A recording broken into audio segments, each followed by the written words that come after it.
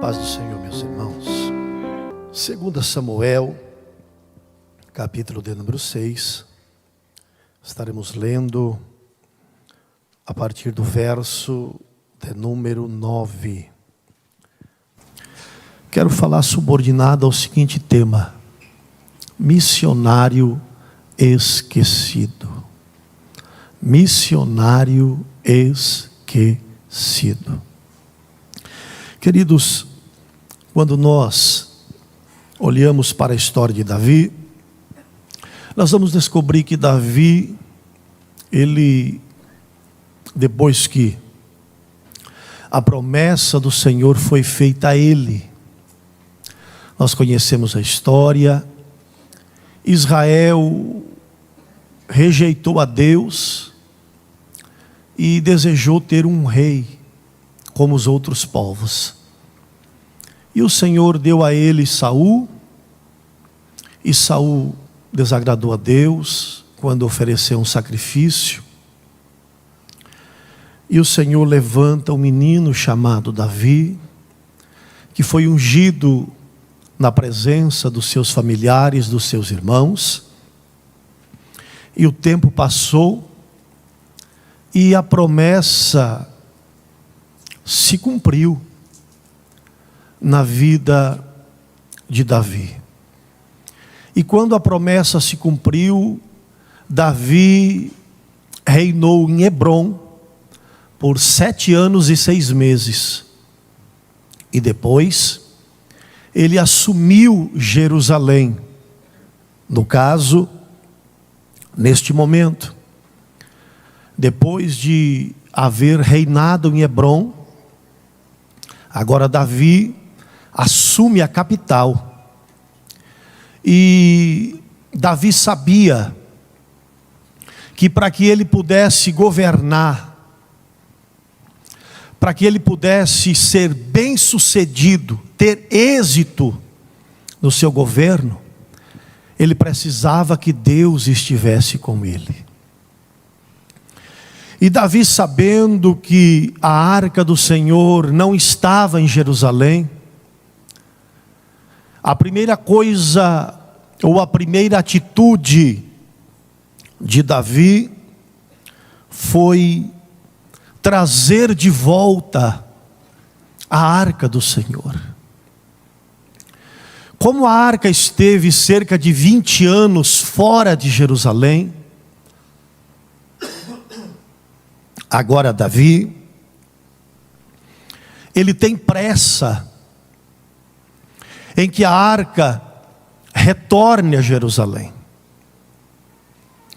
E quando nós fazemos as coisas com pressa, nem sempre dá muito certo.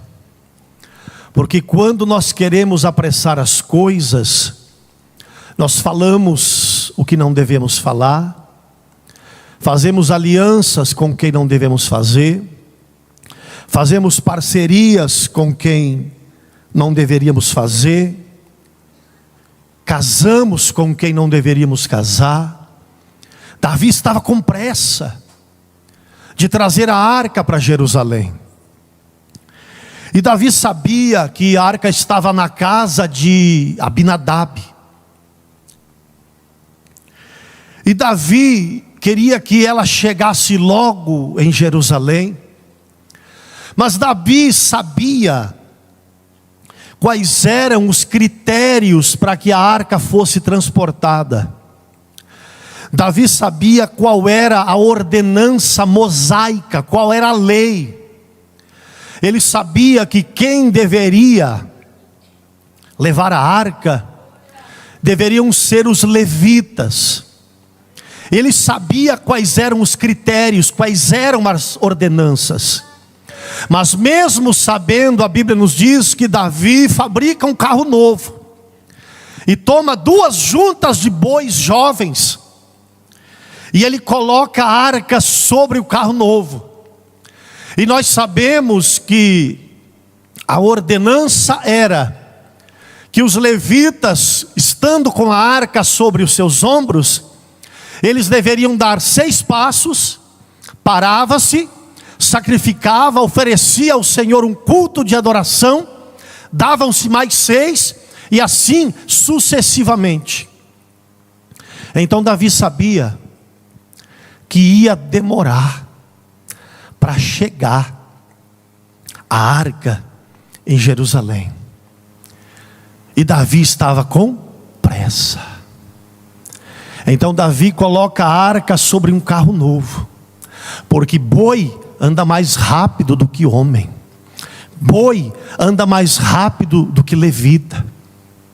E os bois agora estão andando com pressa. A arca agora está andando rapidamente em direção a Jerusalém. Lá estão indo os bois, mas Davi se esqueceu que quando ele coloca a arca sobre o carro novo, sendo puxada pelos bois, transportada pelos bois, ele se esqueceu que a honra de carregar a arca não era dos bois, era dos levitas. Nós corremos o risco, quando nós estamos com pressa, para fazer aquilo que nós queremos, no tempo que nós queremos, nós corremos o risco de dar honra para boi e deixar de honrar quem tem que ser honrado. Quando nós queremos fazer da nossa maneira, dentro do nosso tempo, dentro do nosso alvo, dentro do nosso propósito, nós corremos o risco de deixar de honrar quem Deus quer que seja honrado, para honrar boi. E Davi estava honrando bois, e vamos boi, e boi anda depressa, e boi tem vigor, e boi caminha, porque boi era jovem, os bois eram jovens, e vamos boi, e lá vai o carro novo, e lá vão os bois, e a arca estava andando na velocidade que Davi queria, a arca estava indo na velocidade que Davi desejava, e lá vai a arca, e lá vão os bois, e Davi juntamente com um exército de 30.000 homens, ele acompanhava feliz, porque a arca estava indo com pressa para Jerusalém, até que eles tinham que passar por um lugar que ficava bem no caminho, chamado de Eira de Nácon. Quando eles chegaram na Eira de Nácon, nós sabemos que uma eira, ela era o lugar onde se malhava o trigo. A eira era um espaço plano, perfeito, sem deslizes, declives, sem buracos e sem pedras. E quando os bois começaram a andar pela eira, a história bíblica vai dizer que os bois tropeçaram. Os bois não tropeçaram na estrada com pedras. E por que é que foram tropeçar em uma eira? E quando os bois tropeçaram, passando pela eira, a Bíblia nos diz que o carro balançou. E quando o carro balançou, havia um jovem que estava ao lado do carro. O nome dele era Uzá. E a Bíblia nos diz que quando o carro balançou, ele pensou que a arca fosse cair. A Bíblia não diz que a arca estava caindo. A Bíblia diz que ele pensou que a arca iria cair. E a Bíblia diz que ele estende a mão. E quando ele estende a mão, ele cai morto, fulminado. A ira de Deus se manifesta. E quando isso acontece, Davi fica preocupado, fica triste. E agora aquele que queria que a arca estivesse com ele, pastor Everson, em Jerusalém, agora Davi olha para a arca e diz: tenho medo da arca. A arca mata. A arca é perigosa. Não levaremos mais a arca para Jerusalém. Estamos cancelando a viagem, porque a arca é perigosa. E a Bíblia nos diz que eles precisavam encontrar um lugar para deixar a arca. O lugar que eles estavam era deserto, a eira que eles estavam era deserta. E aqui surge uma pergunta ao coração de Davi: por que os bois tropeçaram em um lugar como este? Por que os bois tropeçaram em uma eira plana como esta? Eles não poderiam tropeçar, mas por que os bois tropeçaram? E Davi se pergunta. E Davi precisava encontrar um lugar para colocar aquela arca, porque para Jerusalém ele não queria levar mais. Para retornar para a casa de Abinadab era longe. E eles avistam uma pequena cabana que ficava à beira do caminho. E Davi manda um dos seus conservos para saber quem morava lá. E alguém vai e traz a notícia, dizendo: rei, quem mora lá é um tal de Abinadab. Perdão, é um tal de Obed-edom, que significa servo ou escravo de Edom. Parece que eu vejo Davi olhando para quem lhe traz a notícia e dizendo: se é um escravo, então é um Zé Ninguém. Manda a arca para lá. Se morrer, não vai fazer falta. Se morrer, não tem problema, é só mais um. Nós é que não podemos perder mais um. Nenhum dos nossos. Nós não podemos ter nenhuma baixa.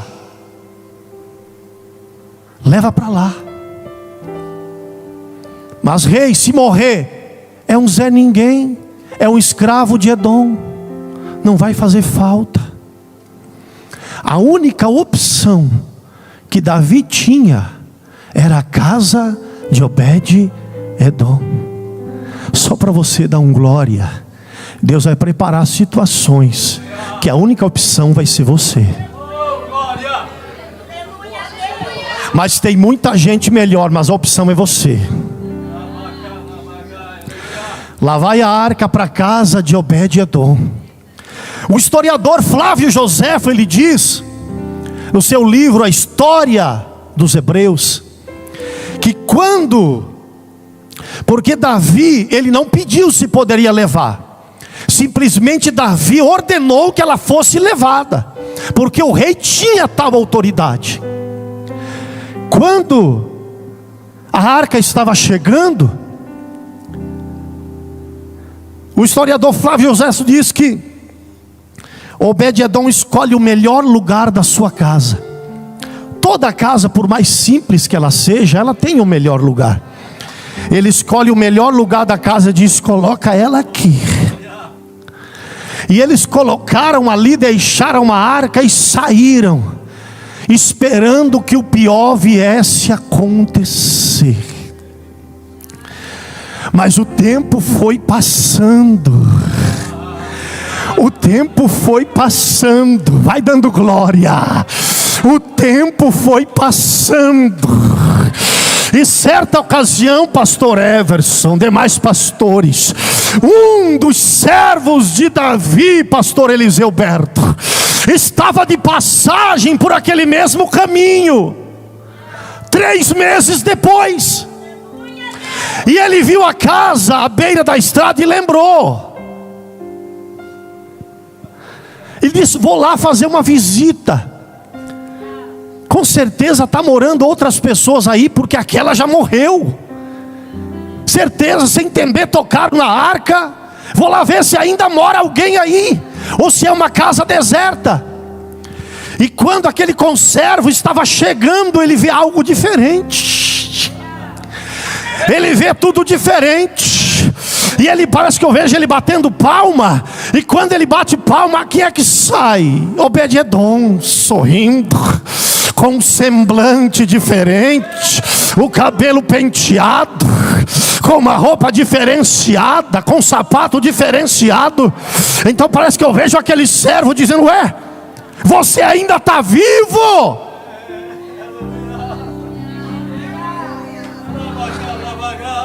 De repente aparece a esposa, grávida, porque o historiador diz que ela era estéril. E a Bíblia vai dizer que eles tiveram 7 filhos. Tu está vivo? E a esposa ainda está grávida? Sim. Depois que vocês trouxeram a arca para minha casa, tudo mudou. Depois que a presença de Deus entrou dentro da minha casa, tudo mudou. Depois que a presença de Deus entrou, a miséria saiu. Depois que a presença de Deus entrou, a enfermidade saiu. Depois que a presença de Deus entra nas nossas casas, o capeta tem que sair. Quem manda lá, quem mora lá, é Deus. E então aquele servo, mais que depressa, ele quer dar uma notícia ao rei. E ele vai correndo para Jerusalém. Chegando em Jerusalém, parece que eu vejo ele eufórico, respirando, com dificuldade, dizendo: rei, fala, rapaz, calma, o que aconteceu? Eu tenho uma notícia para você sobre a casa que a arca ficou. Ah, sei, imagino. Deve estar tudo deserto lá, os urubus devem estar voando sobre a casa, não é? Morreu tudo. É uma tristeza. Eu estou pensando aqui como vamos fazer com aquela arca, para onde vamos levar. Rei, o senhor está enganado. O senhor está enganado, rei. Eles estão mais vivos do que nunca. Alguém vai te encontrar e você vai dizer: estou mais vivo do que nunca, estou melhor do que sempre. Eles foram abençoados, rei, com a presença da arca na casa deles. Sério? Parece que eu vejo Davi saindo de casa e dizendo assim: agora eu vou saber por que os bois tropeçaram. Davi leva a sua comitiva novamente direto para a casa de Obed-edom. Quando Davi chega na casa de Obed-edom, Davi olha para ele e diz: nós esperávamos que você estaria morto. Quando nós deixamos a arca aqui, nós deixamos primeiro porque nós não tínhamos um lugar para deixar, e segundo porque nós não demos valor para você. Nós não demos importância quando nós soubemos que o teu nome era Obed-edom, servo, escravo de Edom. Nós não demos valor para você. Mas o que é que você tem? Que você está abençoado, tua família abençoada? Em 3 meses, Davi vai descobrir porque os bois tropeçaram agora. Porque ali tinha um missionário esquecido. Parece que eu vejo Obed-edom olhando para Davi, dizendo assim: rei, eu estava esquecido aqui. Mas Josué capítulo 21, verso 24 e 25 diz assim, que Obed-edom responde assim para Davi: eu sou da cidade de Gat-rimon, cidade dos levitas, linhagem dos coatitas. Davi entendeu: então tu é levita, por isso que tu não morreu. Ele era um levita esquecido. E lugar de levita não era à beira de caminho abandonado. O lugar de levita era com casa em Jerusalém, com habitação em Jerusalém, e adorando no templo junto com Asaf. Mas quando os bois tropeçaram, Deus não permitiu que eles continuassem. Sabe por quê? Porque à beira do caminho tinha um missionário esquecido. À beira do caminho tinha um levita que ele tinha uma promessa. Eu venho aqui como profeta de Deus para dizer para alguém que veio para este culto, ou para alguém que está me acompanhando pelas redes sociais, que o teu Deus não se esquece daquilo que Ele promete. Deixa eu ver se tem alguém que tem pelo menos uma promessa de Deus. Levante a mão para adorar o nome dEle nesta noite. O homem pode te esquecer, o sistema pode te esquecer, mas Deus não esquece. Deus não esquece. Podem te abandonar, podem te deixar, mas Ele não te deixa. Ele não te abandona, Ele não te esquece. Deixa eu ver onde tem alguém nesta noite que tem uma promessa. Eu sou levita, rei. Eu estava esquecido aqui, mas Deus lembrou de mim. Parece que eu vejo Davi olhando, a Bíblia não diz, mas eu posso conjecturar, dizendo: me perdoa, Obed-edom, me perdoa, eu não sabia, mas o nosso Deus é fiel. Aleluia. Agora Davi volta a ter o desejo de levar a arca para Jerusalém. Davi entendeu. Agora Davi, ele vai fazer a coisa certa. Olhe para quem está ao seu lado, diga para ela: nunca é tarde demais para se fazer a coisa certa. Davi agora vai fazer a coisa certa. Agora não vai ser com carro novo e nem com boi. Agora quem vai levar é levita. Agora é a tua vez. Chega de carro novo, chega de boi. Chegou a tua hora. Eita, chegou a tua vez. Até agora levantaram bois, até agora honraram bois, até agora colocaram bois lá em cima. Deus está matando boi e está levantando você. Tá? Parece que eu vejo Davi dizendo: agora eu vou fazer a coisa certa. Boi não vai carregar mais a arca do Senhor. Davi chama 3 levitas que ele havia trazido consigo, mas precisavam de 4 para carregar a arca. São 2 varais de madeira nas laterais das argolas, cada um coloca no seu ombro direito. Os levitas ficavam nessa posição assim, ó, porque a arca ela dava a altura exata para ficar de joelho. Isso é mistério, tu devia ter dado glória. Coloca o varal aqui, ó, e todos juntos ao mesmo tempo se levantavam juntos. Davi, ele chama 3. 3 ocupam os lugares, mas ainda falta um. Davi poderia chamar o 4º dos que estavam com ele, mas parece que eu vejo Davi dizendo: Obed-edom, tem coragem aí? Opa, então vai, porque esse lugar é teu. Esse lugar é teu. O que Deus tem para você ninguém tira. O que Deus tem preparado para você ninguém tira. O lugar que é teu, é teu. Parece que eu vejo Obed junto com os outros. 1, 2, 3, já. Todos juntos levantam a arca era pesada. E a Bíblia diz que eles davam 6 passos, paravam e sacrificavam bois e cordeiros. Davam mais 6, para, faz um culto, sacrifica. Eu não sei quanto tempo levou. Eu não sei quanto tempo levou para eles chegarem em Jerusalém, mas agora Davi estava fazendo a coisa certa. Eu não sei quanto tempo levou. A única coisa que eu sei é que a arca retornou para Jerusalém. E a Bíblia nos diz que Obed-edom fazia parte do grupo de Asaf. E a Bíblia diz ainda, em 1 Crônicas 26, que Davi diz para Obed-edom: chega de morar em beira de estrada, tem uma casa para levita lá no meu reino. Deus vai te tirar de um lugar e vai te colocar em um lugar para te honrar. E todos vão ter que ver que o teu Deus lembrou do missionário esquecido, do levita esquecido, do pastor esquecido, do obreiro esquecido, do pregador esquecido. Se você pode adorar, se coloca de pé, exaltando o nome dele.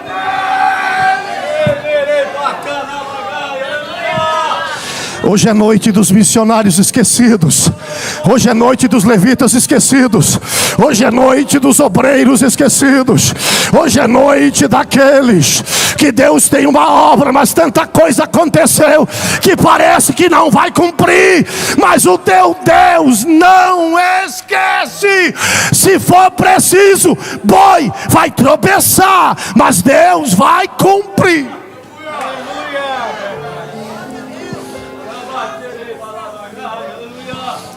Eu quero orar com você nesta noite. Eu quero orar com você nesta noite.